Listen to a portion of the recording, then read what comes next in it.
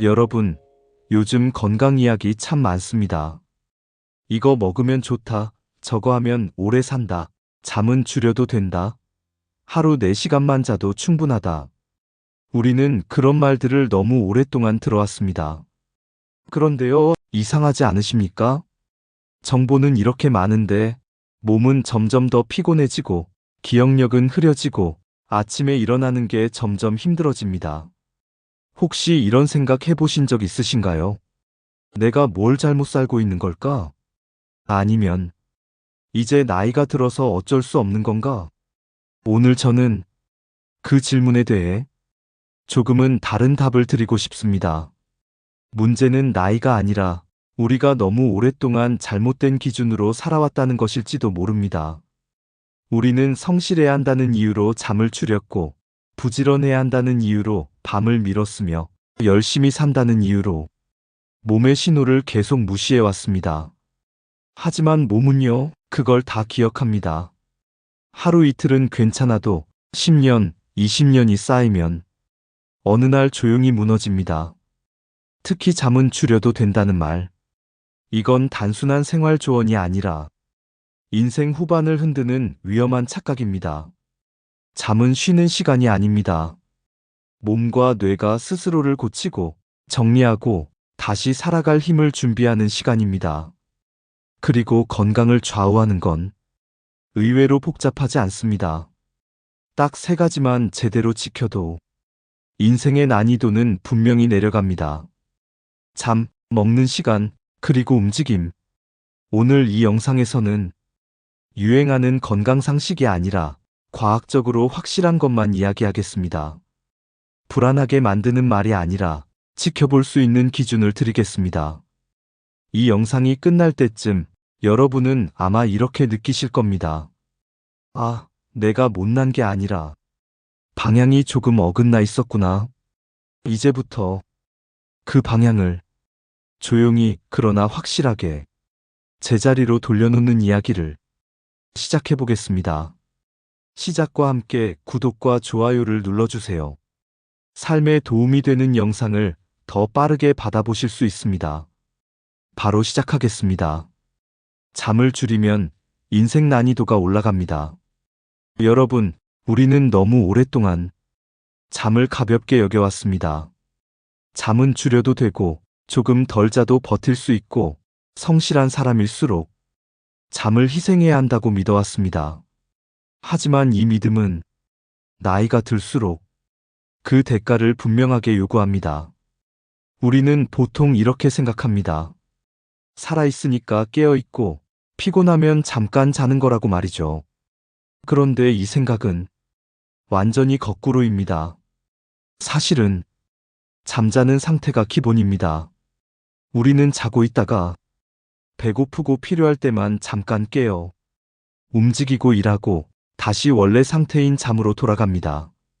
잠은 쉬는 시간이 아닙니다. 몸과 뇌가 스스로를 수리하고 정리하는 가장 중요한 시간입니다. 그런데 이 시간을 매일 조금씩 깎아먹습니다. 야식 때문에, 휴대폰 때문에 괜히 늦게까지 버티다가 잠드는 시간이 점점 밀립니다. 나는 평생 4시간에서 5시간 자고도 괜찮았다. 이렇게 말씀하시는 분들 많습니다. 하지만 문제는 지금까지가 아니라 이제부터입니다. 잠이 부족해지면 가장 먼저 흔들리는 건 기억력과 집중력입니다. 그 다음은 감정입니다. 작은 일에도 예민해지고 사람이 힘들어집니다. 이 상태가 오래 지속되면 치매 위험, 심혈관 질환 위험이 조용히 올라갑니다. 어느 날 갑자기 생긴 병이 아니라 잠을 미뤄온 시간이 몸으로 돌아오는 겁니다. 왜 이런 일이 생길까요? 우리는 낮 동안 생각하고 판단하면서 뇌 안에 노폐물을 쌌습니다. 이 쓰레기를 치우는 시간은 오직 자는 동안뿐입니다. 깊은 잠에 들어야 뇌는 스스로 공간을 만들어 노폐물을 씻어냅니다. 잠을 줄인다는 건 이 청소 시간을 매일 건너뛰는 것과 같습니다. 그리고 이건 느낌의 문제가 아닙니다. 수많은 연구가 단 1시간의 수면 부족도 몸은 정확히 기억한다는 걸 보여주고 있습니다. 잠이 부족하면 면역력은 떨어지고 몸은 빨리 늙고 하루가 점점 버거워집니다. 그래서 분명히 말씀드리고 싶습니다. 잠을 잘 자는 건 게으름이 아닙니다. 오히려 인생 후반을 지키는 가장 성실한 선택입니다. 이제는 잠을 줄여 버티는 삶이 아니라 잠으로 회복하는 삶을 선택하셔야 합니다. 다음 부에서는 왜 7시간에서 8시간 수면이 기준이 되는지, 그리고 우리가 가장 많이 착각하는 잠에 대한 오해들을 차분히 풀어드리겠습니다. 왜 7시간에서 8시간 수면이 기준일까요? 여러분, 이쯤 되면 이런 질문이 생기실 겁니다. 그래서 도대체 몇 시간이나 자야 합니까? 사람마다 다 다른 거 아닌가요? 맞는 말처럼 들리지만 여기에는 분명한 기준이 있습니다. 대부분의 성인에게 7시간에서 8시간 수면은 선택이 아니라 기준입니다. 우리는 잠을 자면 그저 쉬는 것처럼 느낍니다. 눈을 감고 의식이 사라지니까 아무 일도 안 하는 것 같죠. 하지만 실제로는 그 시간 동안 몸과 뇌는 가장 바쁘게 일합니다. 기억은 이때 정리됩니다. 낮 동안 쌓인 정보가 버릴 건 버려지고 남길 건 장기 기억으로 옮겨집니다. 면역 기능도 이때 회복됩니다. 몸은 잠자는 동안 다음 날을 준비합니다. 그런데 수면 시간이 5시간, 6시간으로 줄어들면 가장 먼저 사라지는 게 이 깊은 회복 구간입니다. 겉으로는 잔 것 같아도 몸은 일을 끝내지 못한 상태로 아침을 맞게 됩니다. 그래서 아침에 일어나도 개운하지 않고 낮에 멍해지고 집중이 잘 안 됩니다. 이걸 우리는 나이 들어서 그렇다고 넘깁니다. 하지만 사실은 잠이 모자라서 생기는 현상인 경우가 많습니다. 또 하나의 착각이 있습니다. 잠을 줄이면 하루를 더 길게 쓸 수 있다는 생각입니다. 하지만 현실은 반대입니다. 잠이 부족하면 집중력과 판단력이 떨어져 같은 일을 해도 시간이 더 걸립니다. 실수는 늘고 피로는 쌓입니다. 실제로 등교 시간을 늦춰 학생들에게 잠을 더 자게 했더니 공부 시간이 늘어난 게 아니라 성적이 올랐다는 연구도 있습니다. 잠은 시간을 빼앗는 게 아니라 시간의 질을 바꿉니다. 특히 중장년 이후에는 수면 부족의 영향이 훨씬 빠르고 깊게 나타납니다. 혈압, 혈당, 체중, 기억력 하나씩 균형이 무너집니다. 그래서 다시 강조드립니다. 7시간에서 8시간 수면은 사치를 부리는 시간이 아닙니다. 몸을 정상 상태로 유지하기 위한 최소한의 조건입니다. 다음 부에서는 분명 잠은 잤는데 왜 이렇게 피곤한지, 그리고 우리가 무심코 반복하는 수면을 망치는 습관들에 대해 구체적으로 이야기해 보겠습니다. 잠을 자도 피곤한 진짜 이유. 여러분, 이런 경험 있으실 겁니다. 분명 7시간, 8시간은 잔 것 같은데 아침에 일어나면 더 피곤합니다. 몸이 무겁고 머리가 맑지 않고 하루를 시작하는 게 쉽지 않습니다. 이럴 때 우리는 보통 이렇게 말합니다. 이제 나이가 들어서 그렇다. 하지만 꼭 그렇지만은 않습니다. 잠의 시간이 아니라 잠의 질이 무너졌기 때문일 가능성이 큽니다. 잠은 단순히 눈을 감고 있는 시간이 아닙니다. 몸과 뇌가 회복되려면 깊은 잠에 들어가야 합니다. 그런데 우리는 그 깊은 잠을 스스로 방해하는 습관을 매일 반복하고 있습니다. 가장 흔한 게 바로 야식입니다. 저녁을 먹고도 밤에 뭔가를 더 먹습니다. 배가 고파서라기보다 습관처럼 말이죠. 문제는 위장이 일을 시작하면 뇌는 깊은 잠에 들어갈 수 없다는 겁니다. 잠은 들었는데 몸은 밤새 소화하느라 바쁩니다. 그래서 자고 나도 회복이 되지 않습니다. 술도 마찬가지입니다. 술 한잔하면 잠이 잘 온다. 처음엔 그렇게 느껴질 수 있습니다. 하지만 알코올은 잠을 깊게 만드는 게 아니라 잠을 쪼개놓습니다. 술을 마시고 자면 새벽에 자주 깨고 꿈이 많아지고 아침에 더 피곤해집니다. 잠든 것 같았을 뿐 뇌는 쉬지 못한 겁니다. 또 하나 놓치기 쉬운 게 잠들기 전 휴대폰입니다. 침대에 누워 뉴스를 보고 영상을 보고 메시지를 확인합니다. 이 작은 습관이 수면 호르몬 분비를 방해합니다. 눈은 피곤한데 뇌는 계속 깨어 있으니 잠은 얕아질 수밖에 없습니다. 그래서 기억하셔야 합니다. 잠은 침대에 눕는 순간부터가 아니라 잠자리에 들기 전 몇 시간 전부터 준비하는 것입니다. 잠들기 최소 4시간 전에는 식사를 마치고 잠들기 1시간 전에는 밝은 화면을 멀리하는 것. 이것만 지켜도 잠의 질은 확연히 달라집니다. 잠을 자도 피곤한 건 나이가 들어서가 아니라 잠을 방해하는 습관 때문일 수 있습니다. 다음 부에서는 우리가 늘 헷갈려하는 무엇을 먹어야 하느냐보다 더 중요한 이야기, 언제 먹느냐가 왜 건강을 좌우하는지에 대해 차분히 말씀드리겠습니다. 무엇을 먹느냐보다 중요한 것, 언제 먹느냐입니다. 여러분, 건강 이야기를 하면 우리는 늘 이런 질문부터 합니다. 뭘 먹어야 합니까? 이 음식이 몸에 좋습니까? 나쁩니까? 그런데 솔직히 말씀드리면 이 질문에는 아직 명확한 정답이 많지 않습니다. 왜냐하면 음식 연구는 사람을 완벽하게 통제한 실험이 사실상 불가능하기 때문입니다.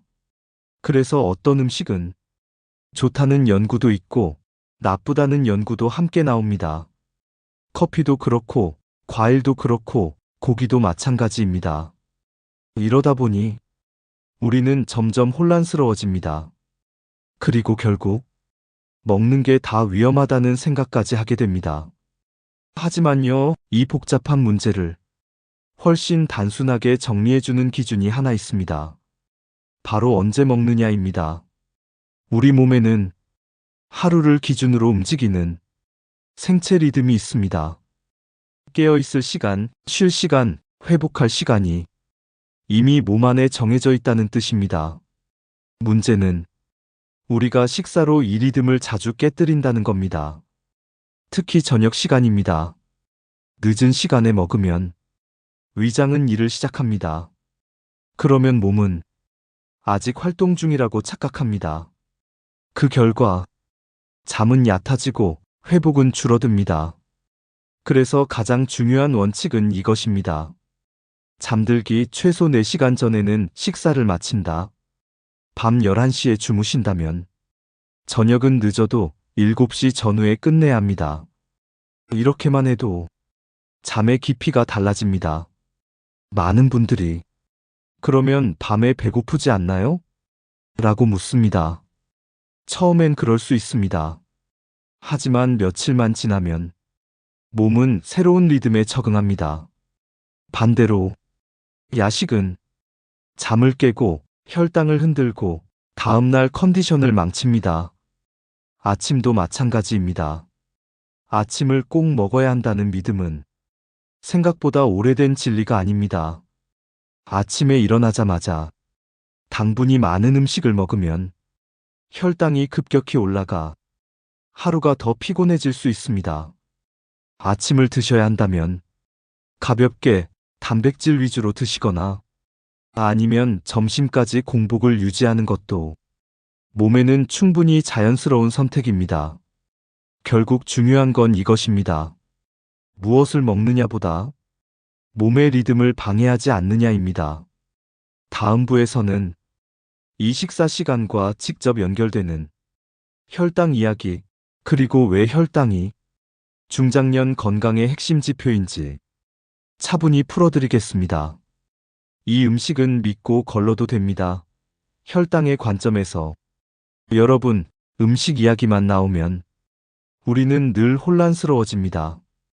이건 좋다 하고 저건 나쁘다 하고 며칠 지나면 또 말이 바뀝니다. 그래서 이렇게 말하시는 분들도 계십니다. 이제는 먹는 게 다 무섭다.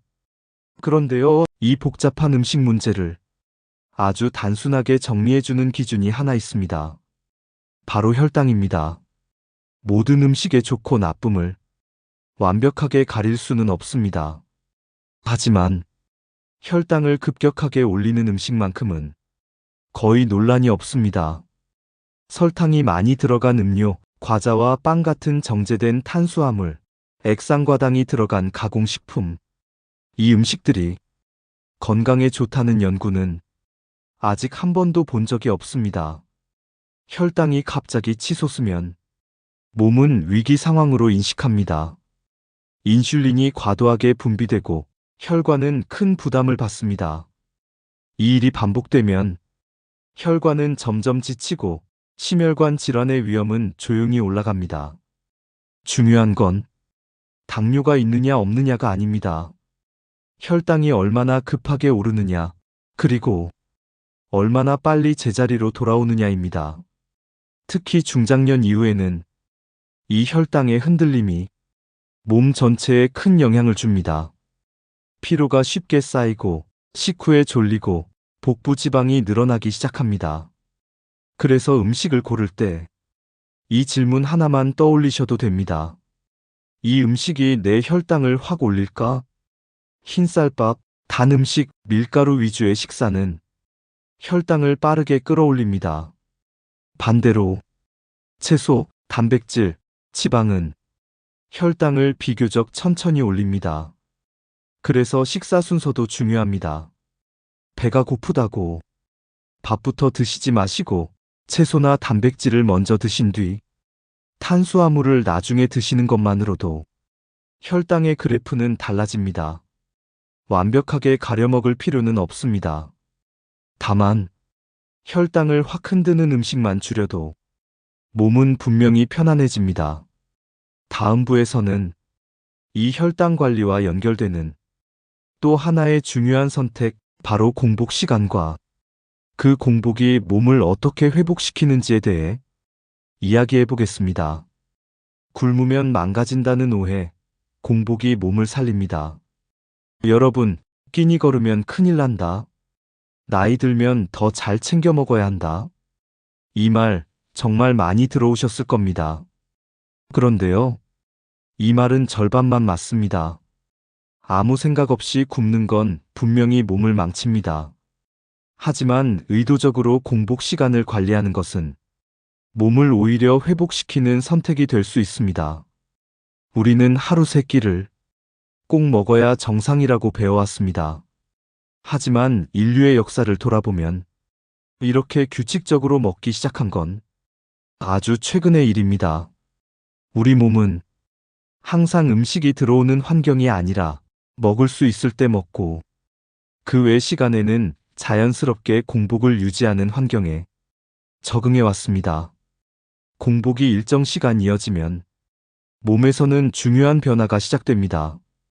바로 세포 자가 포식입니다. 말은 어렵지만 의미는 단순합니다.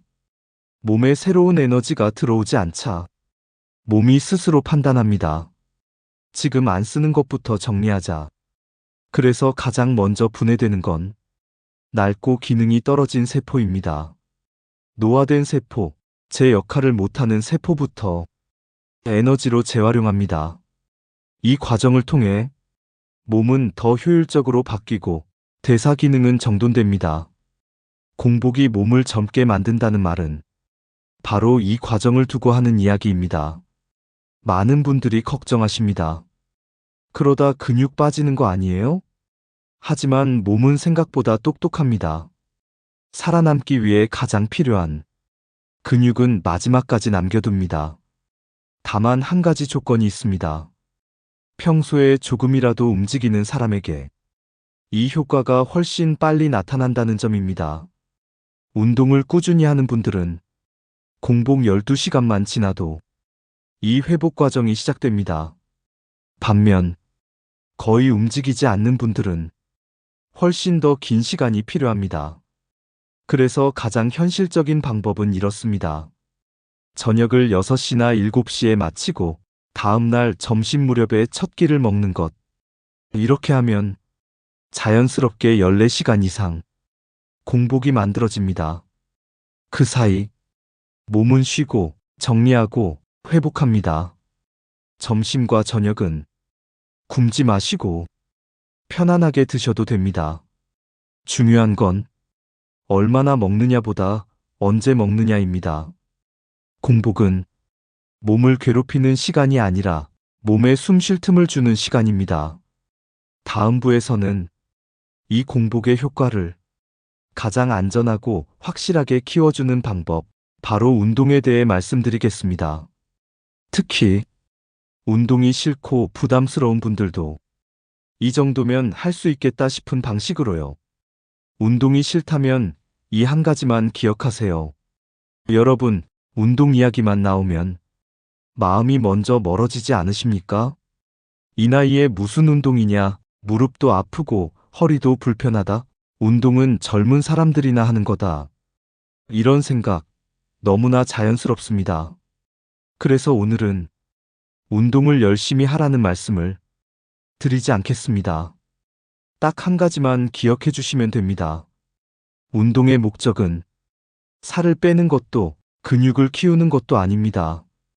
몸의 에너지 공장을 살리는 것, 그게 핵심입니다.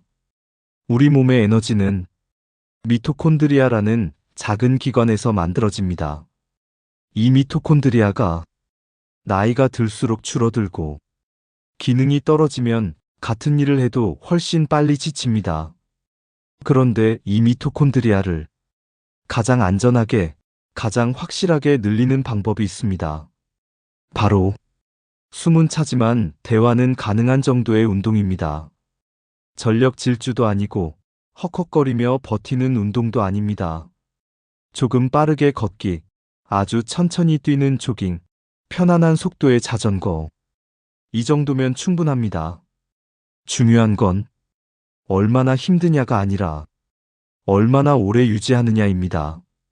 30분에서 40분, 주 3, 4회만 유지해도 몸은 분명히 달라집니다. 이 운동의 좋은 점은 몸을 혹사하지 않는다는 겁니다. 관절에 부담을 주지 않고 회복도 빠릅니다. 그래서 중장년 이후에 가장 적합한 운동입니다. 또 하나 좋은 점은 이 운동이 공복과 잘 어울린다는 겁니다. 아침에 가볍게 움직이면 몸은 저장된 에너지를 쓰기 시작합니다. 그 과정에서 대사는 더 효율적으로 바뀝니다. 운동을 하고 나면 몸만 달라지는 게 아닙니다. 기분이 안정되고 생각이 맑아지고 감정의 기복이 줄어듭니다. 그래서 운동하면 성격이 좋아진다는 말이 나오는 겁니다. 여러분, 운동은 고생하라는 벌이 아닙니다. 살아있는 몸이 요구하는 최소한의 움직임입니다. 힘들 필요 없습니다. 조금 숨이 차고 조금 땀이 날 정도면 충분합니다. 그걸 꾸준히 이어가는 것, 그게 진짜 운동입니다. 다음 부에서는 지금까지 이야기한 잠, 식사 시간, 공복, 운동을 하나의 흐름으로 묶어 인생 후반을 지키는 생활 리듬으로 정리해 드리겠습니다. 잠, 식사, 공복, 운동, 하나의 리듬으로 살아가기. 여러분, 여기까지 들으시면서 이렇게 느끼셨을지도 모르겠습니다. 해야 할 게 참 많다. 이걸 다 지키며 살 수 있을까? 그런데 사실은요, 오늘 말씀드린 건 여러 가지가 아니라 단 하나의 리듬입니다. 잠, 언제 먹느냐, 공복, 운동. 이 네 가지는 각각 따로 관리하는 게 아니라 서로를 살려주는 흐름입니다. 하루의 시작은 아침이 아니라 어젯밤에 언제 잤느냐에서 결정됩니다. 잠드는 시간이 정해지면 식사 시간도 자연스럽게 정리됩니다. 예를 들어 밤 11시에 주무신다면 저녁 식사는 늦어도 7시 전후에 끝내는 게 좋습니다. 위장이 쉬어야 잠이 깊어지고 잠이 깊어야 다음 날이 편해집니다. 깊이 잔 잠은 아침 공복을 부담스럽지 않게 만들어줍니다. 억지로 뭘 먹지 않아도 몸이 흔들리지 않습니다. 이 공복 시간 동안 몸은 스스로를 정리합니다. 혈당은 안정되고 불필요한 에너지는 정리되고 머리는 맑아집니다. 이 상태에서 가볍게 움직입니다. 30분 정도의 숨이 차지만 대화는 가능한 운동. 이 운동은 몸을 혹사하지 않으면서 에너지 공장을 살려줍니다. 그리고 점심과 저녁은 굶지 마시고 편안하게 드십시오. 다만 순서만 지켜도 충분합니다. 채소나 단백질을 먼저, 탄수화물은 나중에. 이렇게 하루가 흘러가면 몸은 더 이상 혼란스럽지 않습니다. 언제 쉬고, 언제 쓰고, 언제 회복해야 하는지를 스스로 알게 됩니다. 이 리듬의 가장 큰 장점은 억지로 참지 않아도 된다는 점입니다. 굶을 필요도 없고 무리한 운동도 필요 없습니다. 다만 밤을 미루지 않고 야식을 줄이고 몸을 조금이라도 쓰는 것, 이 세 가지만 지켜도 인생 후반의 컨디션은 확실히 달라집니다. 건강은 새로운 걸 더하는 일이 아니라 어긋난 것을 제자리로 돌려놓는 일입니다. 다음으로는 이 모든 이야기를 한 번 더 마음에 남길 수 있도록 마지막 정리를 해드리겠습니다. 이제 다음 장에서 여러분께 드리고 싶은 진짜 한마디를 전하겠습니다. 건강은 의지가 아니라 방향입니다. 여러분, 여기까지 함께 해주셔서 진심으로 감사합니다. 아마 영상을 들으시면서 한편으로는 안심이 되셨을 수도 있고 또 한편으로는 조금 뜨끔하셨을지도 모르겠습니다. 아, 내가 그동안 너무 무리하며 살았구나. 몸이 보내던 신호를 그냥 넘겨버렸구나. 하지만 자책하실 필요는 없습니다. 오늘 이야기의 핵심은 과거를 후회하자는 게 아니라 지금부터 방향을 바꾸면 된다는 것이니까요. 우리는 흔히 건강을 의지의 문제라고 생각합니다. 참아야 하고 억지로 해야 하고 힘들어야 얻는 거라고 말입니다. 하지만 사실은 그렇지 않습니다. 건강은 참느냐 못 참느냐의 문제가 아니라 몸의 흐름에 맞게 살고 있느냐의 문제입니다. 잘 자야 할 때 자고 먹지 않아도 될 때 먹지 않고 움직여야 할 만큼만 움직이는 것. 이 단순한 원칙이 우리를 지켜줍니다.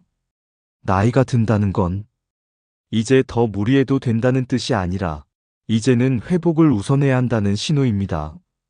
잠은 게으름의 상징이 아니라 자기 존중의 표현입니다. 식사 조절은 고통이 아니라 몸을 배려하는 태도입니다. 운동은 벌이 아니라 살아있다는 증거입니다. 오늘부터 모든 걸 바꿀 필요는 없습니다. 다만 오늘 밤 조금 일찍 불을 끄고 잠자리에 들어보십시오. 그것 하나만으로도 이미 변화는 시작된 겁니다. 건강은 미래의 숙제가 아니라 오늘의 선택입니다. 그리고 그 선택은 지금 이 순간부터 충분히 가능합니다. 여러분의 인생 후반이 덜 아프고 덜 불안하고 조금 더 또렷해지기를 진심으로 응원합니다. 끝까지 함께 해주셔서 고맙습니다.